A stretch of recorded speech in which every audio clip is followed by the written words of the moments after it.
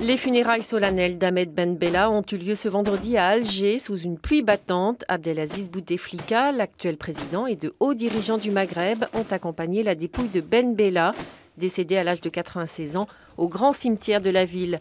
La population a regardé la cérémonie devant son poste de télévision en raison des pluies diluviennes. C'est un homme qui a assumé des responsabilités dans une période très difficile. C'était l'un des grands dirigeants d'Afrique et un homme sage. Président du Conseil national de la révolution algérienne, Ben Bella a été élu premier président de la République algérienne indépendante le 15 septembre 1963.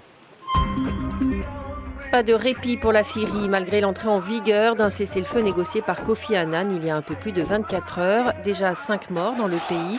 4 manifestants ont été abattus par les forces de sécurité et un commandant de l'armée tué par les insurgés.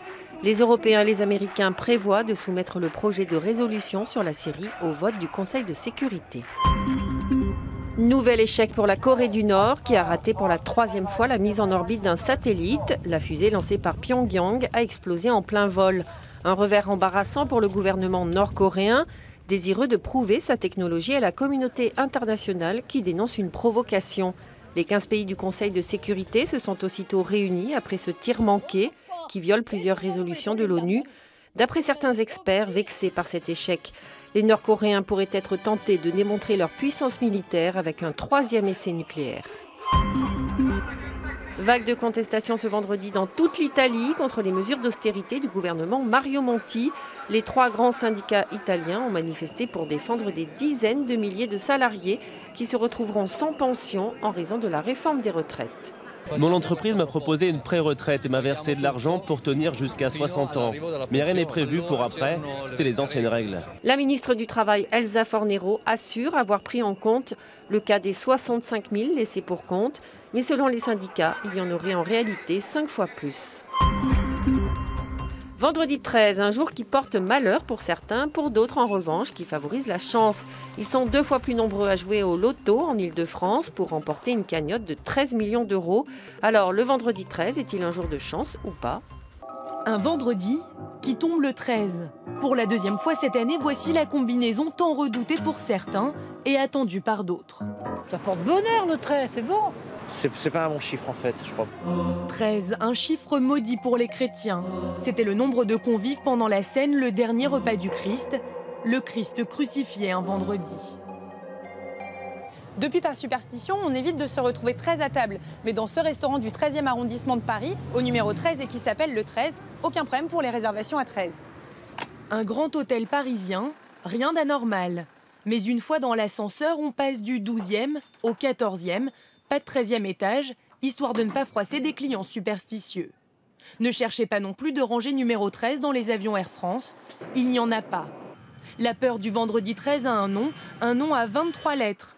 La paraskevidécatriaphobie.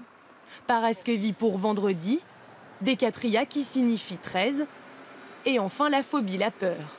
Mais au fil du temps, le vendredi 13 est devenu un jour de chance. L'idée est venue dans les années 30. La Loterie nationale qui a l'idée, mais on ne sait pas d'où elle vient, de transformer le vendredi 13, qui est considéré à l'époque comme un jour néfaste, et de dire finalement c'est un jour de chance. On inverse le jour négatif qui devient à ce moment-là plus fort que son côté négatif et il devient positif.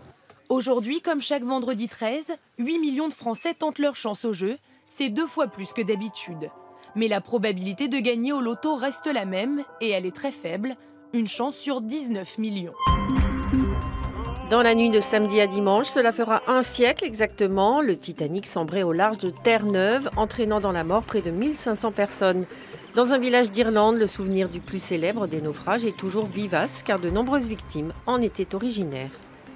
Rien ne lui fait peur à William, ni le froid glacial de ce matin d'avril, ni les quelques kilomètres de lande qu'il doit parcourir. Ce jour-là, William est parti en pèlerinage. Voici la maison où a vécu Annie McGowan. Ils étaient 14 à monter à bord du Titanic et seulement 3 ont survécu. Ces murs sont tout ce qu'il reste de cette partie de ma famille. Lahardan n'est pas un village tout à fait comme les autres. Car au-delà de son peuple, de son église, de sa seule et unique rue, beaucoup de ses habitants ont la même histoire de famille, à la fois unique et tragique. Avril 1912, ils étaient 14. John, Catherine, Delia, Mary, Pat et les autres.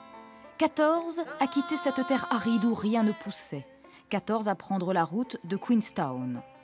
C'est là qu'ils embarquèrent à bord du Titanic, direction l'Amérique. 3 femmes seulement ont survécu au naufrage. Toutes ont fait leur vie aux États-Unis, mais aujourd'hui, à la Hardane, un habitant sur 10 est concerné par le drame du Titanic.